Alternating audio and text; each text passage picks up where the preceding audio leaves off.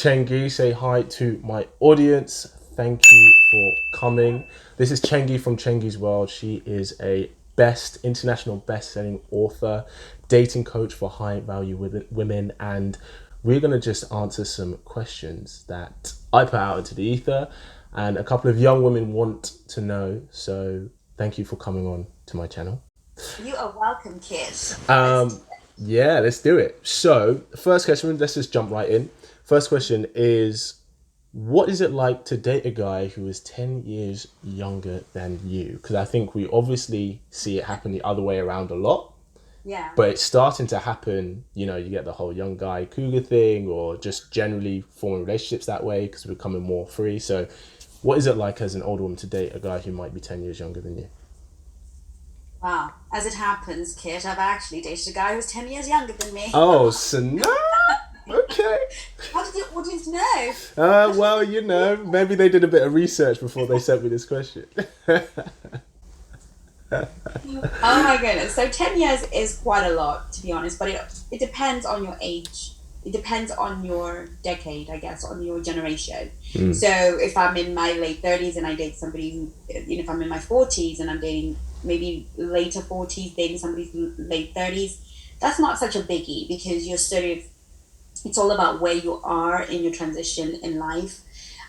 When you are in your 30s, dating somebody in their 20s, depending on late 20s, so it depends on how it sort of drops in the generational gap. But certainly, there are certain things that do happen when you have that much of an age gap. Number one, you don't really sort of enjoy the same sort of music because you weren't growing up around the same sort of time. So these things are a bit kind of lighthearted, but I do enjoy now with my fiance that we enjoy the same sort of music. Whereas my ex-boyfriend was always like, and then Yeah. I would sing these songs and he had no real clue like why they were so good. And so it was kind of cool. I think you can make it work. It can be funny. Yeah. We would always have jokes about, oh, you got your driver's license before me. Oh, yes. So Yeah.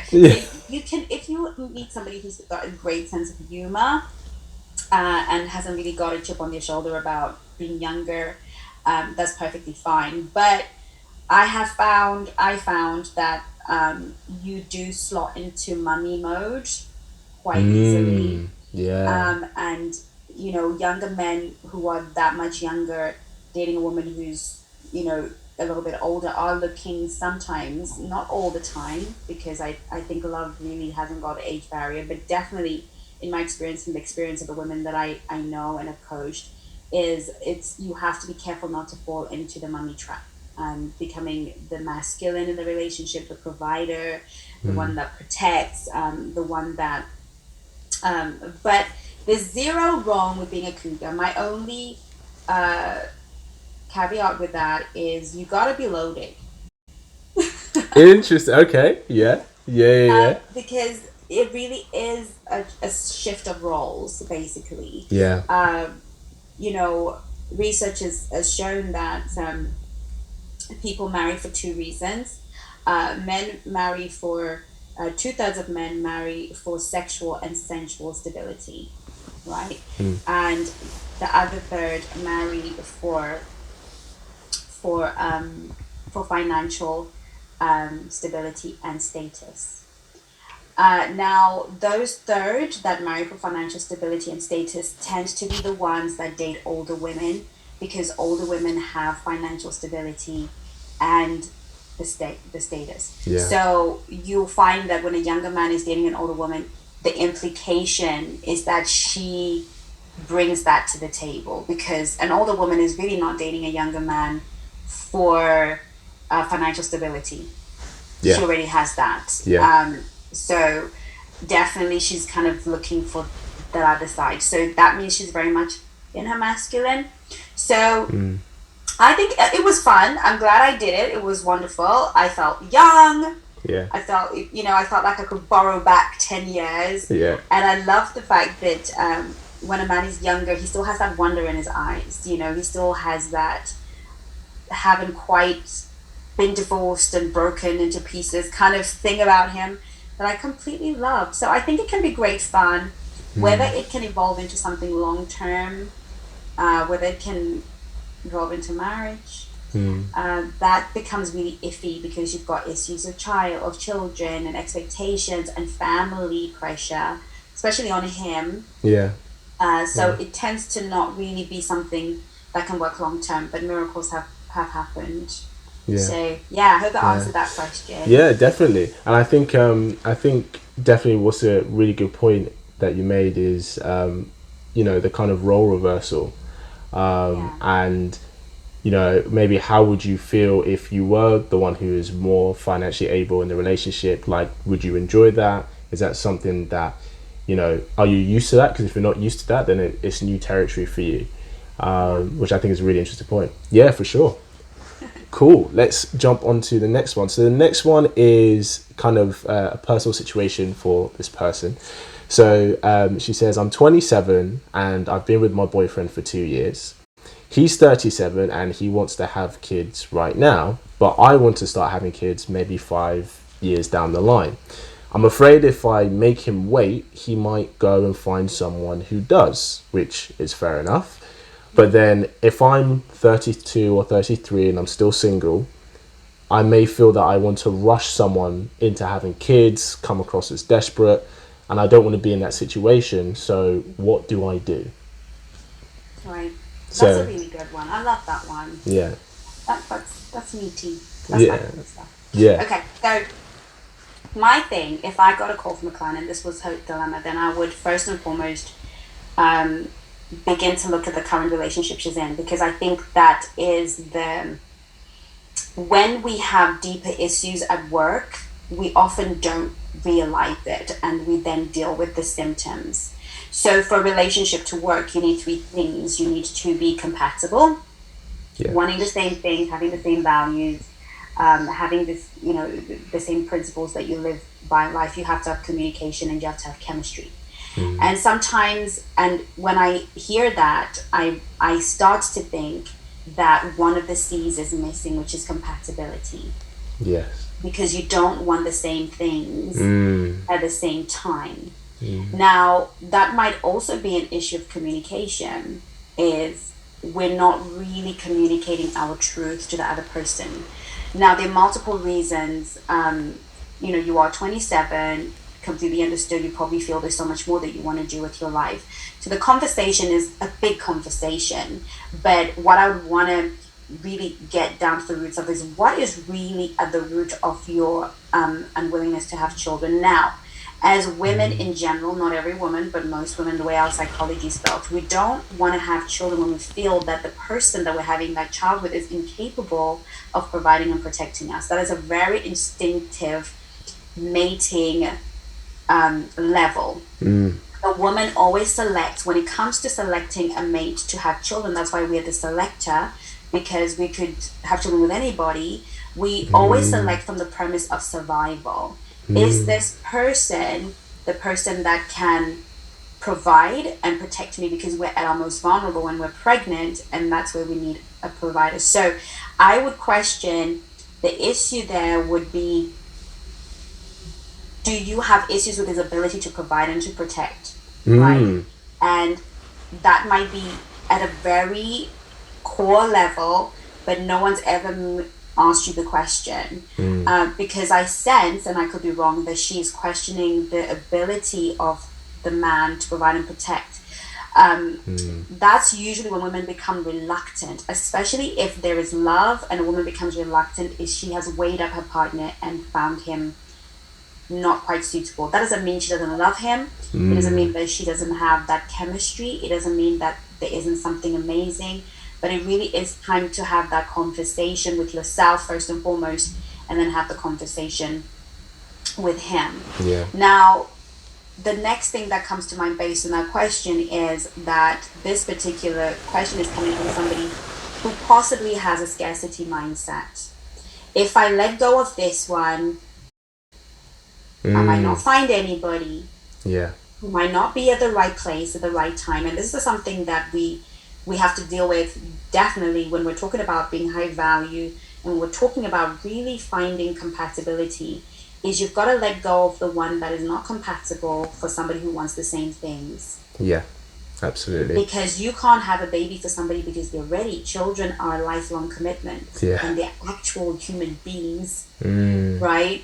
Who we just can't make decisions to have them on a whim. So it can't be to please him. And if Mm. that's what he's ready for, perhaps, as painful as this might be, it's about releasing him to find somebody who wants the same thing, because he is 37 Mm.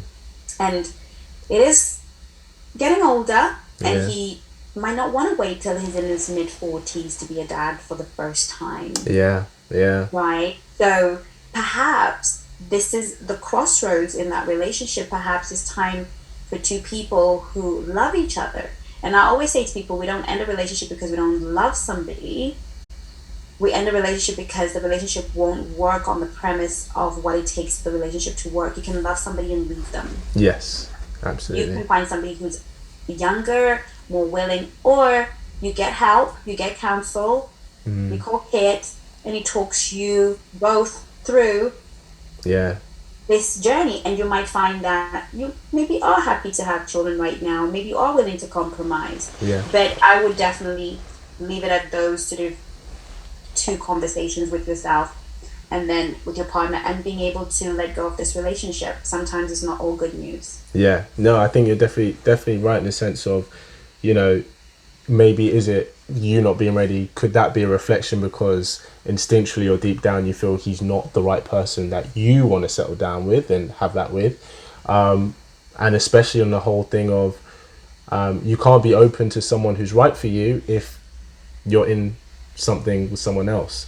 And I think a lot of people, especially in this day and age, we're so used to having everything fast, and especially I don't know how you find with your generation, but definitely my generation, people will be seeing one person but they'll be keeping an eye out for others, and it's kind of like you're not going to find the right thing because your energy isn't open to that, so you Yeah. will never find something better or more right for you because Yeah. you're still giving some of this here. So sometimes if you love someone, sometimes you have to let it go, but we'll Yeah. see. Thank you. That was definitely, I think she'll really appreciate that. Okay. And final question. So this is more of a general one. How is dating in your 30s compared to dating in your 20s? Does it change much? Are the guys very different in comparison to how they are in their 20s? How's dating in your 30s? Oh, I love this one. Such a big question. Talk about all the time. Number one, we have to look at some things that are happening on a very instinctive, biological, primal level. A woman in her 20s is in her sexual prime. And what I mean by that is she's very fertile. She's sending out the hormones. She's sending out all of the biological signals to a male that she is fertile. And believe it or not, ladies, men choose a woman to spend the rest of their lives with based on her fertility. And I'm talking about this at a very intuitive, very instinctive, subconscious level. Um, of course, it is evolved, and there's a lot else going on, then everything is balanced out. But by and large, we wear makeup so that we can look younger, less wrinkled. Everything we do is to give over the impression that we are still able to produce, right? Because a man's got loads of seed and he wants plenty of kids, albeit Yeah. he might be restricted by his ability to finance them. So 20s are up to the age of 35, you are in your sexual prime. And what that means is that men in their 20s, in their 30s, possibly even in their 40s, are going to be looking to that 20 something year old girl. This is the time for you to really maximize. This is the time to really be high value. It's the time for you to really optimize, because it's happening to you naturally. A woman in her 20s is getting approached way more than a woman in her 30s. Yeah, for sure. She's literally like flicking them away, right? But that is when she's being her most irresponsible with her power, right? Yeah. Oh, I yeah. think that women in their 20s are really just throwing that stuff away, right? They're not really holding on to their value. And then when they get into their 30s, they realize that the tension starts to go down, And they are starting to think, okay, now I have to show up more high value. But at this point, now I hate to use the word competition, but you are now on the same level and competing for the same sort of man who would just rather be with a younger girl who's more compliant, younger, a lot more going on. So I find in your 30s, if you don't maximize your 20s, if you don't listen to what kid tells you, right, you are going to struggle hugely big time in your 30s. Yeah. And then you will find that in your 30s, it's going to be very humbling times for you. And that's when you'll start calling people like myself, right? And then we have to start working on building up your self-esteem. So it is very different. And believe it or not, I know women in their 20s put it out there a lot more sexually, a bit more sexually liberal. But here's the thing, you haven't discovered your sex drive yet until you really hit your 30s. That's why they call it the dirty 30s, right? Your sex drive is at a whole different level in your 30s. Your confidence is so much better. So you've got the gift of a heightened sex drive. So you're better off using your 20s to secure a relationship so that you can really enjoy sex in your 30s. Because if you don't have a partner in your 30s, that's when things really start to go tits up, right? So yeah, there are a lot of great things about turning 30. You're more mature, you know what you want, you know what you're about, and it's really understanding to maximize your 20s. Make sure you bag that dude, okay? Get him in there, right? Yeah. And in your 30s, you will have to navigate the dating realm from a completely different place. But that's kind of up to 35. So you still have time in your early 30s. But after 35, then what you bring to the table is slightly different in how you approach dating, and getting a high value man becomes slightly different so that he still opts for you. Nevertheless, it's not impossible, but pay attention to your 20s. Yeah, I definitely think definitely about, like you said, in terms of utilizing your power in your 20s, because I think you're right. It is the stereotype, but I think you're right on a primal level that men are attracted, traits guys look for, like youth, beauty, fertility, which is why you have these very older, very successful guys who are dating all these young, very attractive 20-something-year-olds. And that's the women that, they go for. So I think it's really interesting, because I think we live in a society where a lot of very young, attractive 20-something-year-olds, you're right, they're just playing the field or whatever, and there's nothing wrong with that.